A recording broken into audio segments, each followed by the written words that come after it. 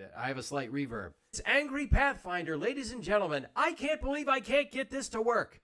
Sounds fine. You know what? Sounds good enough. These guys, they can play a game so well that they get paid to do it. That is amazing to me. So, TannerSlays, thank you for coming on. Yes, thank you for having me. Hello. So tell me how you went from being somebody who just gamed for fun to becoming basically a professional gamer. So there's no shortcuts by any means. I think growing up, I had an older brother and he played high school baseball, and he was a senior and I was a freshman. And I was trying out for the school team, and I had some big shoes to fill. I thought he is still and was one hell of a baseball player, and definitely somebody that I looked up to. And in the tryout, I broke my arm throwing the baseball from shortstop to first base, and everybody's like, "Oh my God, you must have been throwing that ball really hard." But it's like, I'm working on quickness and a whole lot of other things to kind of like showcase myself to get a spot on the team. You still spend a lot of time working on physical fitness? Oh yeah, absolutely. I think with the whole like COVID stuff now, with like gyms being closed, I think that was kind of a big eye opener for me. In high school, I wasn't really hitting the gym every day. I'm gonna be honest, I was this like scrawny little, thin character, and I think that was kind of a big wake up call. Like, I was drinking, my diet was really bad. I think I was drinking 2 sodas a day or something, and I kind of got in my head like, was it soda that, if I drink a little bit more water or milk, everybody's like, oh yeah, you need to start drinking more milk. It's something that I think about all the time, but getting into the gym is kind of a regular thing for me. I mean, even with everything now, like, you don't need weights to be in shape. You can do push-up, crunches, squats, go on a run. So that is something that I have been definitely tackling more, especially with the whole streaming and gaming, sitting down for so long. I make sure that I stretch before every stream. I stretch after stream. So it definitely is on my plate now, definitely on my mind on a regular basis. So you're part of Team Solo Mid.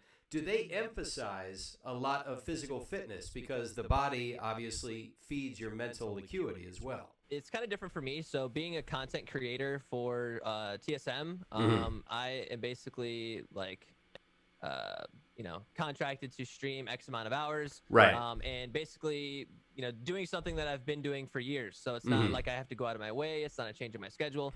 I think more on a competitive level. I think with their competitive teams, obviously, I'm not sure if that's anything in their contracts or they enforce, but I think, staying on top of your game mentally and physically helps. Yeah. Especially with being a diet. It's really cool. It's a really interesting topic to kind of break down. But for me, no obligations or responsibilities. Now, as far as your tournament experience, you were telling me, we were doing the tech test a day or so ago, and you said that you started by getting into some of these tournaments and doing pretty well, and that's how they kind of noticed you?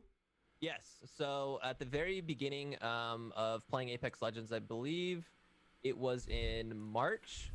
I think the game came out in February. So I was only playing it like for a month time span. It was something very new, and especially with this whole competitive gaming scene, like tournaments and these events and showings, and it's all for entertainment, but at the same time, you want to see like who's talented, who knows their stuff for a short period of time. And it was the Twitch Rivals was the event. It was hosted by Twitch. And I had a friend reach out to me asking me to play in it. And we were kind of just a pickup team, and there were all these organizations that were jumping in the mix. There was, I think, CLG. It was Cloud9, 100 Thieves.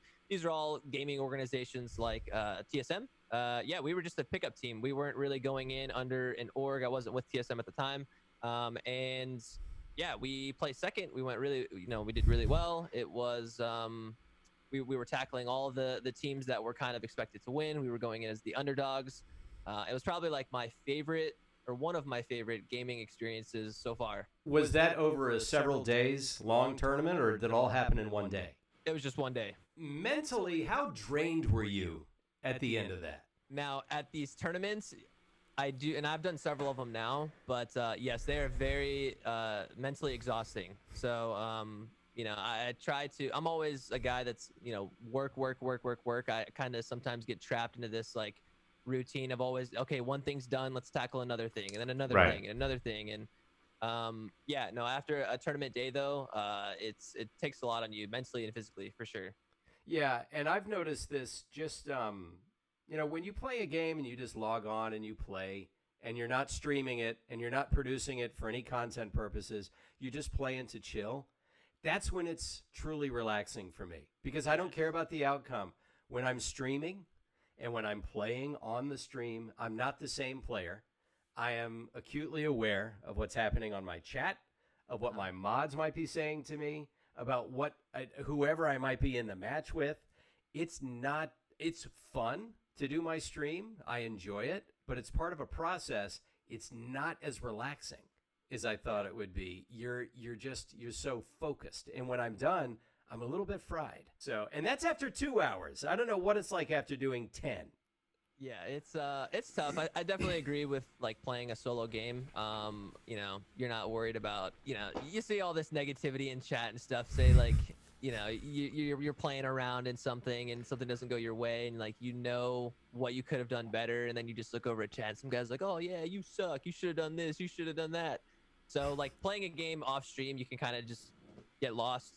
Don't worry about anything else. Kind of just kind of dial in and focus in. So I agree. When you're doing your content, is it specific to, do they tell you the kind of games they want you to focus on, or do you get to kind of choose? So as of right now, when I signed with TSM, it was a part of the Apex Legend team. Okay.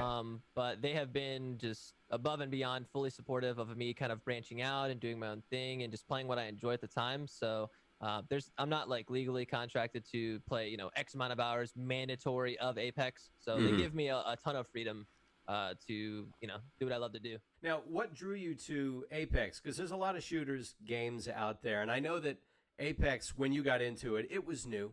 So I love this question. I answer it pretty frequently on my stream, but the one thing that stands out to me is the movement. The movement is by far so smooth and just, I don't know, sometimes it's like sliding has a purpose. The movement stands out to me. I've talked to, with my friends all the time about this. There's a thing called the TTK. It is the time to kill, another player in the game. It's not like, oh, so-and-so sees you first, you're just instantly dead. You can't react in any way, shape, or form. Now, if you're taking, incoming damage, you have a second to kind of look and glance, oh, the person's here. This is what I need to do. Let's, recharge, reset. So the TTK, the movement, and honestly, I think one thing that stands out to me is the lure and animation and the background of all the characters. I think that's just, I don't know, it feels just really good, playing with your friends and knowing the characters and like you said, the voice actors, and I don't know, it's just, it makes it more of this story feeling. So when you're playing, you just kind of get lost. So those are the three things I guess that stand out for me. I wasn't much of a gamer before. I have 2 kids, and I get busy. And then with voice acting and everything else, I don't have the time to do it. I did discover that in playing this game, since I've been to a gun range a few times in my life, firing the guns, when you're doing it with a controller, I don't know what it's like from a PC, but from a controller, it actually feels different for each gun. If I fired a wingman, it felt like I was firing a .38 revolver on a gun range. Just the recoil and the shock in your hands. I thought, that is amazing. I don't know how they achieved that. Yeah, that's awesome stuff for sure. Do you have a favorite loadout? Are there a couple of guns you'll go with, or does it depend on what they're nerfing and buffing at any given time? The current, I don't know, I guess you would say meta, or the current when you play the game at a higher and higher level, teams are a lot more coordinated. Teams know when to push, know when to fall back. They know when they have an advantage, when another team has a disadvantage. So a lot of these teams will run the R99 submachine gun and the Peacekeeper shotgun. They're kind of just get in your face. Once you kind of make the first down, it's going to be really hard to kind of stop the boat from sinking and patch up all the water leaks. But for me personally, I've always been attached to accuracy and form. So the wingman is something that I'm practicing on every single day. Probably one of the most interesting guns for me. Obviously, it has seen some tweaks since the beginning of when it first came out. So for me, the wingman and probably the 301 is probably like my all-time favorite weapon.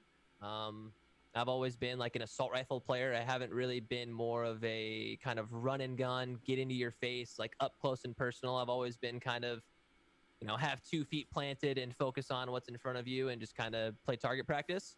So yeah, 301 probably my go-to. Well, that's the thing about the wingman is it does some damage when you hit. My problem is that I think it is more about your skill level and personality. So if you gave somebody that knew what they were doing a Mozambique and a wingman, they could still handle me even if I've got the 99 and if I've got a major scope and I'm a mile away, just because they're confident in their ability. My problem is I'm a potato. And so I'll take whatever loadout I can get, but if you show me if you show me a wingman and a Mozambique, I'm just going to pass them up. I need something with more firepower. And I still don't yet know what suits me best. I know that I'm most comfortable if you gave me a G7 and a Spitfire, I'd be pretty happy because I figure I can get a little bit of range and I can get some firepower. But I don't know if that's just because I'm not that good or if it's personality. Do you find that you have to be in a squad with a couple of personalities to best suit yours, or can you just work with what you get?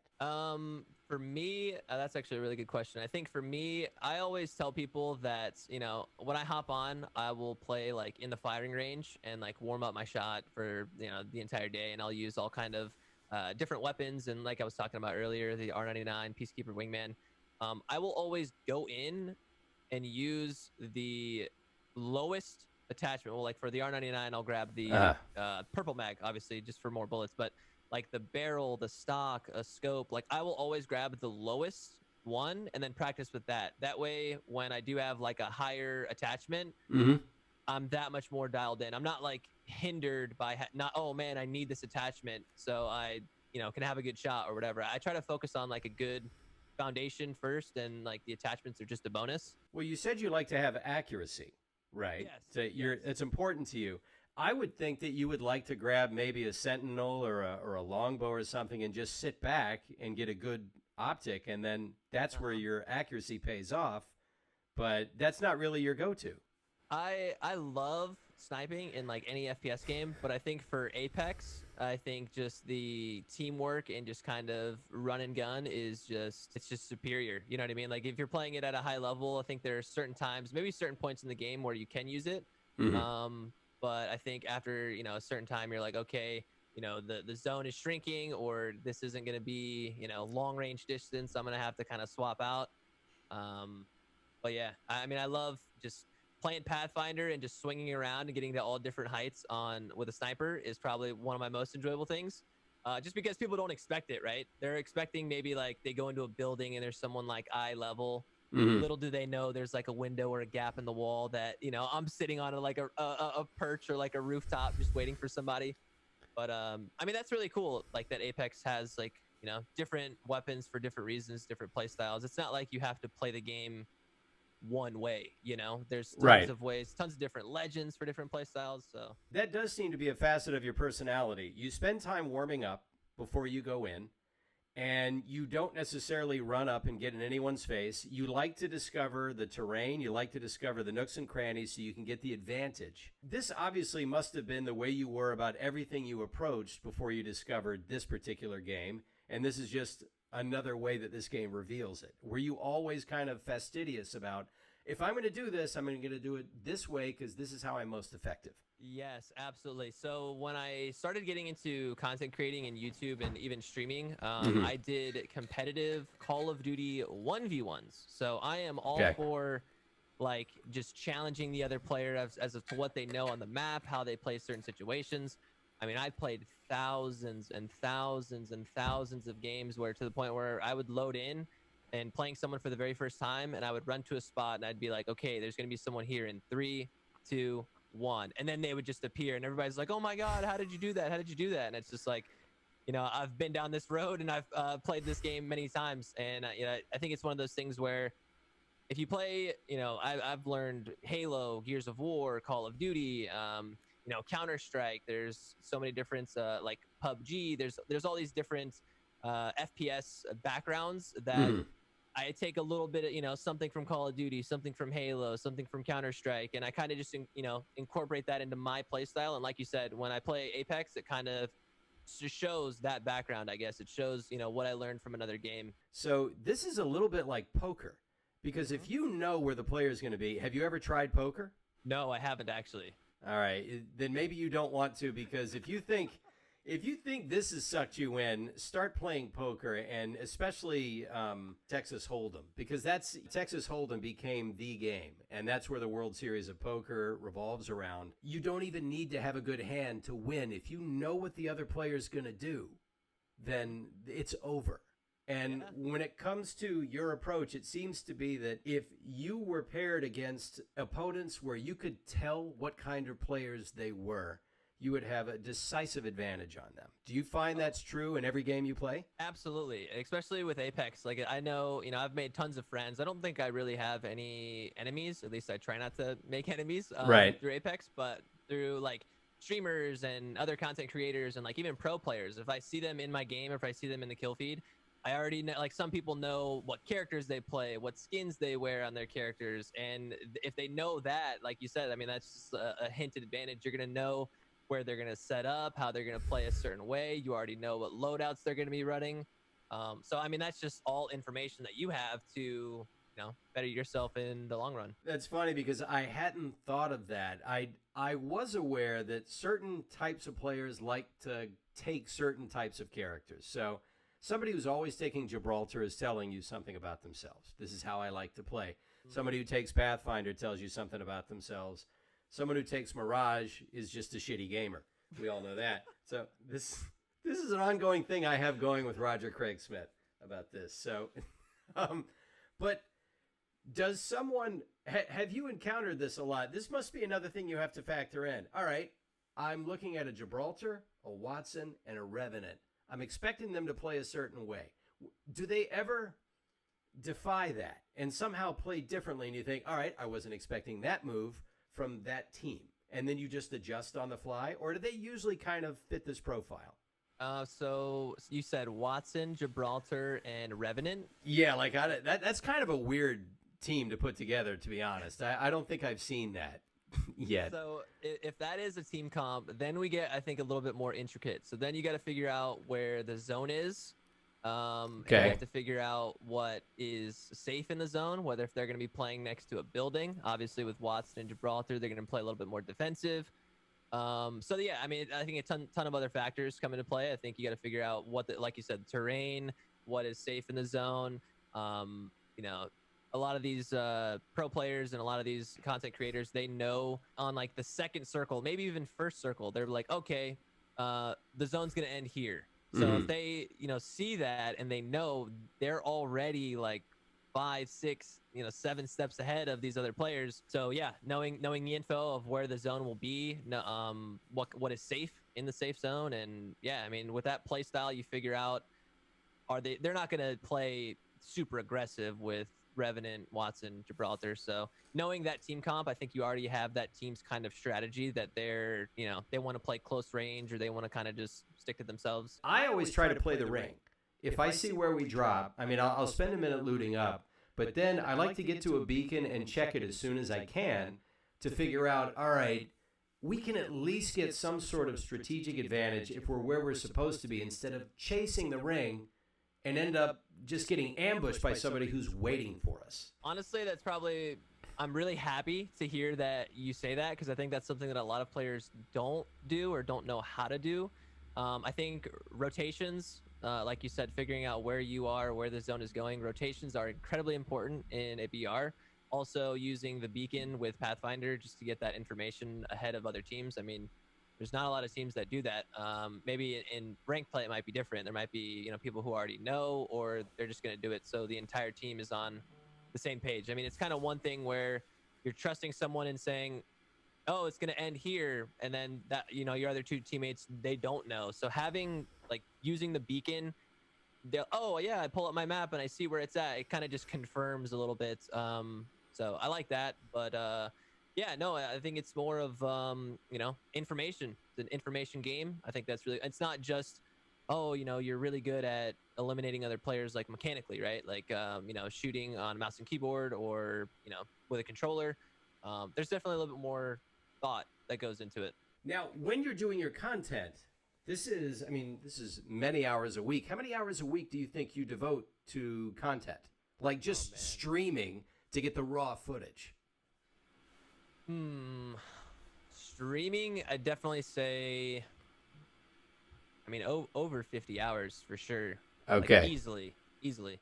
Wow. All right. So 50 hours a week of streaming, and that, as we know, that's your raw footage. How do you break up your content? With streaming, I mainly just focus on like, day to day, just live streaming as much as I can consistently. But for Mhm. YouTube, I think obviously I want to, showcase what I can do as a Right. person and as a player. But also, the main reason why I started content creating was to help other players. I feel like if I devote all of my time, say if I'm some kind of mad scientist, maybe another, scientist can learn from my mistakes or my experiences or something like that. But for YouTube, I think with content, I mean, I've done a lot of like live commentary stuff, where I'll basically be talking about what I'm doing, why I'm doing it, kind of what I'm thinking in that given scenario situation. And then there are other times where I'll just do a commentary where I will be talking about what's going on in the real world or outside of gaming. You know what I mean? Just talking about other things, and then say if something new comes out for Apex, or say if some people are wanting to get ideas on how to use maybe a weapon or say a new legend. I think that is something that people are interested in. So that's what you're working on now, but do you have a basic idea of what kind of content you want to be putting out in 6 months, a year? I mean, it's hard to think. Usually somebody will say, if you're going to have a plan, it's good to know a week, 6 months, a year, 5 years. When we're talking about online platforms, saying 5 years from now seems like 50 because technology moves so quickly. Like, I know YouTube will be around in 5 years. I'm definitely gambling on that. But as far as how we're getting content out, do you put a limit on how far ahead you like to think because of those things?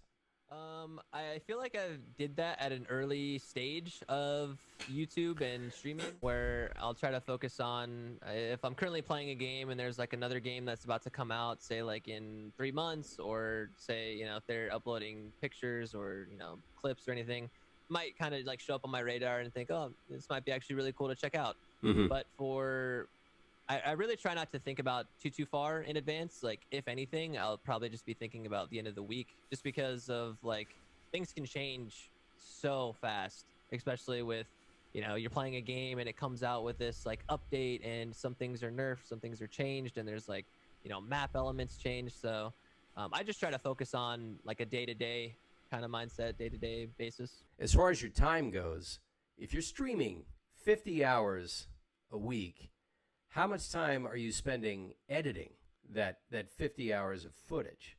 It honestly, and I've never been a person to make excuses, but there's definitely not enough time in the day for No. sure.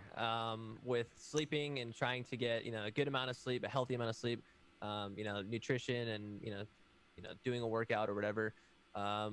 It's tough. It's difficult after streaming 10 hours or 9 hours a day. I'll maybe find 30 minutes, an hour to at least come up with something, maybe like a clip, a video, or make a thumbnail or something like that. I try to kind of attack it in pieces rather than trying to do, okay, I just spent all day doing this thing, let me tackle another project. I feel like you're just gonna exhaust yourself and kind of burn yourself out. Now, how often do you upload to YouTube? Do you have a set schedule? No, so for right now, it's just myself that has kind of been running my YouTube channel. I did have an editor. I've been talking with him to figure out the best solution possible. But when we were doing these edits, we were kind of like losing a lot of visual quality on the stream. I guess it's because I'm streaming it and then he takes that, so it's like a render, then you render it again, and then it uploads to YouTube. Might get degraded a little bit from uploading to YouTube. So that's been kind of on my plate trying to think about, but for right now it's just myself. And I'll try to do, say, like a video or two a week, just because my main focus is live streaming right now. It's funny because depending on who I asked, I interviewed Brian and Amelia of Descartes Games, and for them, Twitch is everything. YouTube is an afterthought. I interviewed Candy Roo. For him, YouTube is everything. He enjoys Twitch, but he says it's impossible for me to predict what I'm going to get as far as audience size. So it's these interesting places where they focus. For me, I've tried to make it 50-50. And it does feel like you're serving two masters because it almost feels like sometimes you just got to pick one and just throw your energy into that. But it's hard for me because the interaction I get with people on my Twitch stream is something I really cherish. But the analytics of YouTube and the audience you get for what you put on there is really hard to match. That's the interesting thing, and it's really cool that you said that about the other people that you interviewed. Is I've done both, so I've kind of seen both sides of the story. But like with YouTube, you can spend 5, 4, maybe even 8 hours on like a project, maybe coming up with ideas, brainstorming. Like you can take your time and really come up with like a really well thought out video and idea. And with live streaming, it's like I'm sipping on my drink and it like spills all over my shirt, or like say I'm eating and like it that falls on my shirt. It's like with live streaming, everybody just kind of laughs at you. There's no way that you can kind of like cut that out. You know what I mean? Right. It's just something that is there. But I mean, like you said, the interaction, that's one thing that, gravitated, pulled me to live streaming to begin with. Streaming, I mean, I can glance over and look at chat, talk about what, how their day is going, what happened at work, what shows they watch. So the interaction is definitely something that I love about streaming for sure. Now, obviously everything's changed right now because of the pandemic. We're all responsibly staying inside as much as possible.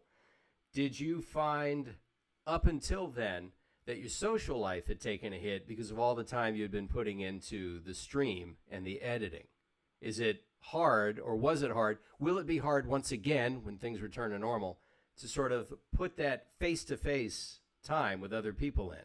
Or was that something you were never really into? You were more of a loner? Yeah, it's definitely taken a hit. Like in high school, like my junior and senior year, I was dating this girl at the time, and she was not about the gaming. She was not about it at all. And obviously to make her happy, and I wanted to make the relationship work, I kind of stepped away from gaming. But yeah, I mean, I've definitely have grown out, or have kind of faded away from certain friendships and relationships and stuff like that because of gaming. Because I mean, when you're passionate about something and you love what you do, you lose track of time and make a lot of sacrifices. So I think that's one thing that a lot of people like underestimate is like you will have to make sacrifices if the gaming industry is your forte or something that you're passionate about. Well, you're also pretty young. It's probably not something people love to hear, but it's impossible not to sound condescending when I say that. But I'm 50. And my 10th anniversary is coming up next week, I think. Yeah. And so I've got 2 kids, and I think back to when I was your age, and you were, what, 24? I think you told me? Okay. 24. At 24, nobody's life is in balance. It's just impossible. I remember at 24, I was becoming a stand-up comic. And so I toured for 10 years doing that. And at 24... my social life was I waited tables at an Olive Garden, and I went to comedy clubs, and that's what I did. And then I would drive to the gigs, and sometimes I would drive 8 or 10 hours in a day. So I look at somebody who's streaming for 10 hours a day and spending time editing and getting paid for it and thinking, the window dressing is different, but your life is similar to what mine was. You're in this sort of cocoon. A few people are in it with you. They understand. They get it. But as far as relationships goes, it's different. Early in your career, it is a thankless life. Perhaps things will even out a bit as you begin to say, all right, here's where I'm going to find a niche, and I'm going to balance it out. Do you see yourself spending less than 50 hours a week somewhere down the line, saying I got to cut back a little bit and put other things in? Absolutely. I think with moving into the apartment recently, just got my own apartment. That has been kind of a different, change of pace and different swing of things. It's not like I can just stream all day and have like piles and piles of dishes like falling out of the sink. And yeah, it's definitely put a lot of other things like on my radar of trying to balance everything for sure. Yeah, I discovered when I went away to college that, hey, apparently meals do not prepare themselves. And laundry just doesn't magically get done. Yes. So how long, you basically moved away from home, but how long have you been out on your own now? It's been a couple of months now. A lot of takeout, a lot of delivery. Listen, I'm sure a lot of people in chat might find this funny, but a lot of like, what are those like those microwave meals? A lot of like hot pockets, a lot of like lean cuisines, a lot of you know what I mean? Yeah. Things that you just throw in the microwave, especially with like streaming. Like I'm not gonna go grocery shopping like every other day and try to like chop something up, as we're about to drop into a game. I just need something, ready to go, and we're good. This is pretty much exactly the way you're supposed to live anyway. I just got news for you. Even if you didn't have a 50-hour-a-week streaming thing, you know what I did at 24? I woke up at noon, unless I had to work. Did I ever fix a meal? No. I think I made spaghetti, and it was bad spaghetti. No, you make ramen noodles. You shove things in the microwave. You buy salami and a 6-pack of beer. Or whatever $4, bottle of wine is on sale at Ralph's, or whatever it is, or Food Lion where you are. And that's how you live. So, yeah, when you get older, you'll slow it down a little bit. You've already got, income, so good for you. But yeah, I mean, I look at the life you have and I realize this is not necessarily because he's a streamer. It's just because he's young. It's nice too, like when you go to events and stuff, like these Twitch cons or other gaming events like DreamHack or whatever. When you meet all of your your friends and like your other people who watch you, viewers and subscribers, but also like other streamers or say like pro players. I think it's really you may go out to dinner. It's not like, oh yeah, can I get a hot pocket? It's like they don't have those. It's like actual food, So I mean that's kind of where I just go crazy. I'll get like a dessert, an entree, an actual, 4-course meal, but the little stuff will do me just fine. I am not surprised that you do the research on games that you do, and it leads to you being as successful as you are in the games. A lot of people get in and play by feel, but I gotta feel like unless you're like a total natural at these games, you've got to put in not just. And you're like you said, it doesn't come easy, the content and the streaming, but the gaming itself. For people who are watching that want to get really good at, say if they want to get really good at Apex, what would be your first recommendation to them? No matter where they might be, what can they do starting today to get better at Apex, and how long would it take them before they'd start seeing different results?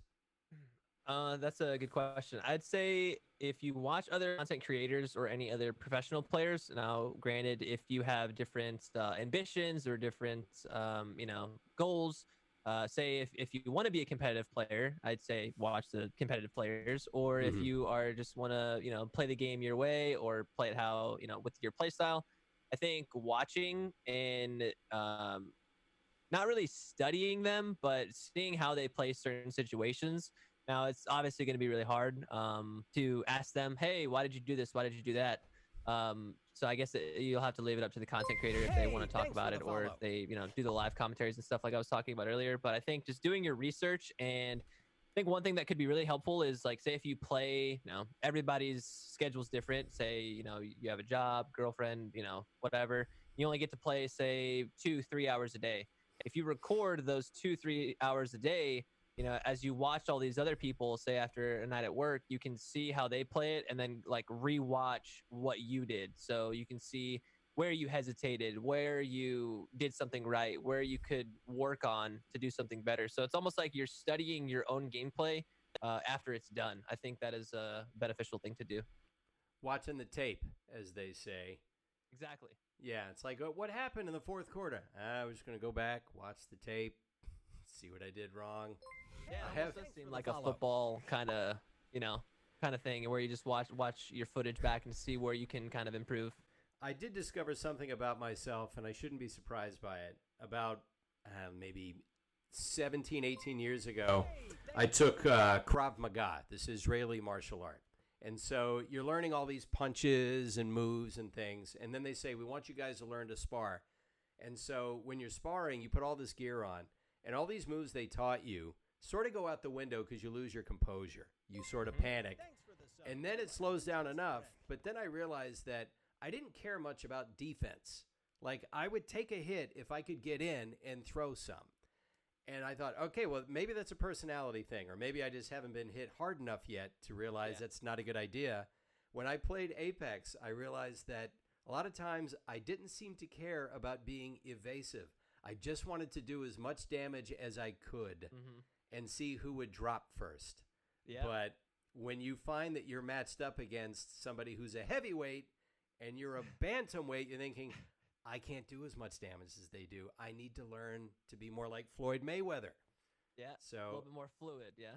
Yeah. So did you discover early on, it's like, oh, this strategy I'm using isn't working. I'm going to develop a new one based on the results I'm getting? Or did you always have the same strategy and just get better at implementing it? I think as more and more time that you put into it, especially talking about a game like Apex, you figure out the more and more time that you play, you figure out, which weapons complement your play style. Where certain areas on the map complement your playstyle. So say if you like, going to the Mirage Voyage, the ship, because you like its, high ground in a certain area over, the little town or little compound below, you're tired of being that guy that is being, shot down from above so many times. So instead, you playing the bottom, you play upper. So I think it's, knowing something like what complements your playstyle. As the game progresses, is there anything you would like to see change with Apex? Is there anything that constantly sort of annoys you, or is there something you think that they've always done right and you want to see them continue it? Are there any tweaks that you would like to see in the game? One thing that I always loved, and we talked about earlier, was the movement. The movement, as long as it stays the same, I think Apex will be around for a really long time. I think it's something that like a lot of people love. A lot of complaints of a lot of friends and competitive players. Footsteps. I know they're probably talking about footsteps and stuff like that. I'm gonna say they did bring back Kings Canyon. Yeah. Recently, so I love that map. I think that is like the heart of Apex. Like that is what Apex. I think World's Edge is a great map. I think the loot and everything on it, I think it plays out fine. Obviously they're making changes to World's Edge, but I think just something about the nostalgia and like the authenticity of Kings Canyon, like that is just Apex to I think a lot of like day one players. So now that that is back, I think that kind of like answers my own question. I think a lot of people just wanted Kings Canyon, them bringing that in duos permanently recently, which is pretty exciting. Not a lot of people want to just keep hopping into random trios and wondering why they're not getting the results that they're getting. Maybe they could just have a battle buddy and fight to the end. Were you a big fan of the solos when they had Armed and Dangerous, or did you prefer to be in a match with a buddy? I enjoyed solos, especially with the background of, like I was saying earlier, the 1v1s. Like I'm pretty comfortable with being alone because I know what I have to do and when I have to do it. So I don't really have to, I'm a very like vocal player when I'm playing with a team. I figure, I'm going to say like what I'm thinking, what I want to do. If I'm going to come up with a game plan, I'm very vocal about it. So then we can kind of collectively bounce ideas off to figure out, because, another player might see something that you don't see.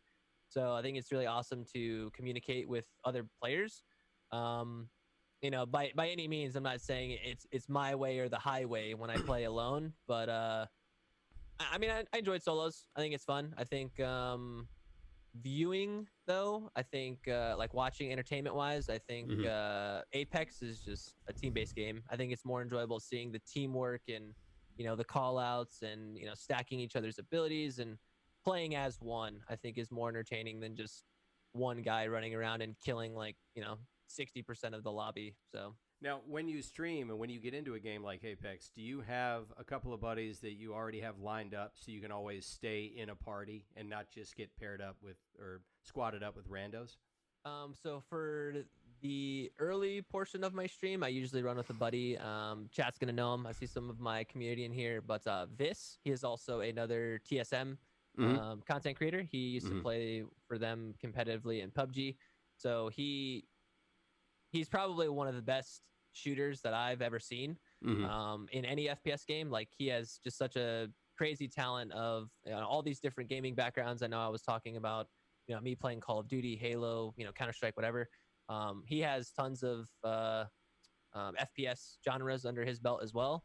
So for the individual skill and talent, I don't have to worry about at all. I don't need to baby him. I don't need to follow him around the map. I just have full confidence in him. But Vis is definitely one. And then we'll just kind of look for a third, or we'll just duo and communicate with our random teammate, maybe help them out, or talk with them. Okay. So if you're in with a random teammate, is it mostly because I've had very little experience with negative players, with the toxic players, but it is out there.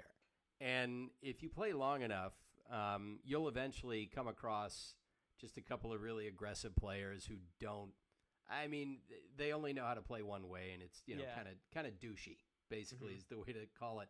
But is that something you still encounter every now and then? Do you expect to encounter it with a really competitive shooter type game like this? Yeah, I honestly, and it's kind of sad to say, but like, I do expect it.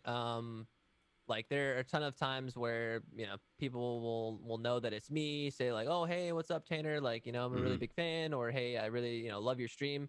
And then, I'll respond in like a very positive way and things are good. And then it'll just like switch up in early game is fine. And then late game, they're just like yelling on the mic, or they're just saying some just like too much stuff. And I'm just like, putting me in a bad spot. I think for me though, with like the whole negativity, if they're like, douchey or a jerk right off the bat, I just instantly mute it. It's just not like worth my time. It's like, you're trying to help them, or you want to have the same end goal, like you guys are trying to win. Right. I just mute them and just kind of play the best that we can together, if they want to play together or not. I mean, a lot of those players will just go on and do their own thing and kind of put you at a disadvantage, but you can only focus on what you do and what you say. So yeah, I remember when I first started playing in the lobby, somebody started trash talking me in the lobby, and I thought, we're on the same team. Yep. Have you ever in any competitive sport seen a player trash talk his own teammate and not have something awful happen as a result? I always thought, we're against all those other teams. You don't get that? So I sometimes feel like the nature of competition is bringing that out in people. Or maybe they just put in too many hours that day and they need to take a nap. Need to take a break, go out and get some fresh air or something. Yeah, exactly. Yeah, somebody said it looks like you're playing Valorant right now, or they might be talking about somebody else. I'm aware that Valorant is a new game that is out. It's been very anticipated. Is that something you've tried? So yesterday I did check it out. There, with every game that comes out, there are definitely pros and cons, but I think it's how you give your feedback. You can hop on the mic and be like, "Oh, this game sucks. I'm never gonna play it. It's gonna die next week." Or you can be vocal about what you do like, what would you like to see change. There are two different ways to go about it, but we'll be checking it out for sure. But we'll definitely be doing it on the side of Apex too. I don't see myself like quitting Apex anytime soon. I enjoy it too much. Yeah, I mean, I even try a different game every week. It just depends on what the game might be and what my mods want to play. I try and get them in. And like for tomorrow, I think we're going to do Rocket League, which apparently is even more toxic than Apex. But it's not a chat. Really? How? I was saying, hey, look, if they're just typing these things, I don't care what somebody types at me. From Ghost Rider, what is Tanner's favorite Apex legend? Okay, so I have like three. I think the three. I know the three. That I play the most. Lifeline, Wraith, and Pathfinder. The Wraith and Pathfinder are more so for ranked and more like competitive play, because I think a lot of players, including myself, see them as kind of S tier. But my first ever main, the first ever legend that I play and still continue to play, is Lifeline. I love her, like, obviously her healing drone to make sure everybody in the team's healthy going into a fight, or like if you're resetting. But just like throwing yourself out on the line, I think that's something that I have a really big heart. I care for other people. I don't want like my team to go down. So for me to run out in battle and like stick the revive and have the shield up, I think just says everything about like my personality. So I think it fits me well. Lifeline for sure. Okay. Yeah, that makes sense too, because why wouldn't I would think you would want a lifeline on every team. That way you don't have to worry about how much health you're picking up as you're going through. That's one less thing you got to put in your weapon slot. And there they are, ready to help. And I mean, I once got carried by two randos who were really good, but I think I brought them both back at least twice. So I had 4 reses during that match and only 1 kill. But they said, dude, you brought us each back twice, and we won the match. And so that I realized, and that was even without Lifeline. So here's one from Mr. Bacon. What are your thoughts on the latest patch? Do you go over the patch notes and go through them? So I'm gonna be honest. The past couple of days have been busy. I honestly, the only thing that I've noticed from the patch was I saw the Bloodhound animation, the short story, a little behind the scenes of Bloodhound. Which, by the way, those animations are amazing. I think everyone can say that they want like a show or a movie or some kind of series dealing with that. I think they're really good at what they do. But for the patch notes, I think the map change to like that Bloodhound spot I have not gotten to see yet. And then duos. I think duos is awesome with Kings Canyon, like I was talking about earlier. I love Kings Canyon. It's kind of what brought me to the game. So definitely excited to check that out. And I'm sure you'll see Vis and I in some duos. Do you have a favorite, getting into the characters, do you have a favorite piece of lore? Something that has broadened a character and made you maybe more interested in that character? So I know not every character has lore on them yet that is as deep as some of the others.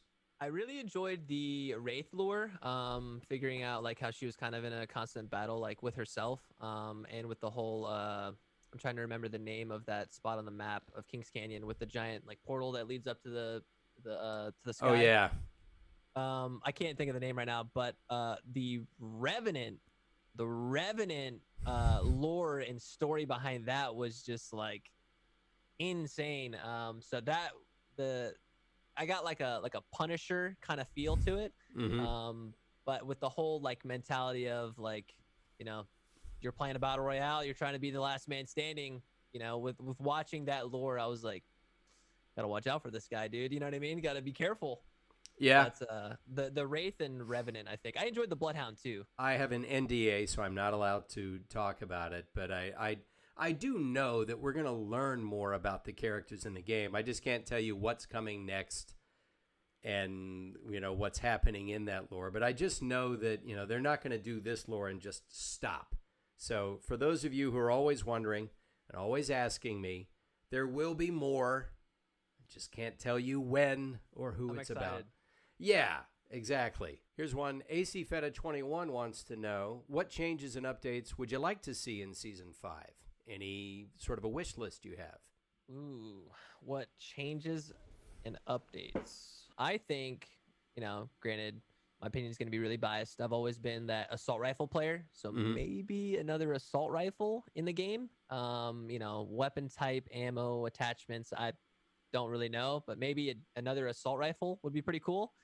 And just more people to play. I think more legends. Obviously, that's going to be a little bit harder with coming up with lures and different play styles and their abilities and figuring out how they mesh well with other legends and characters.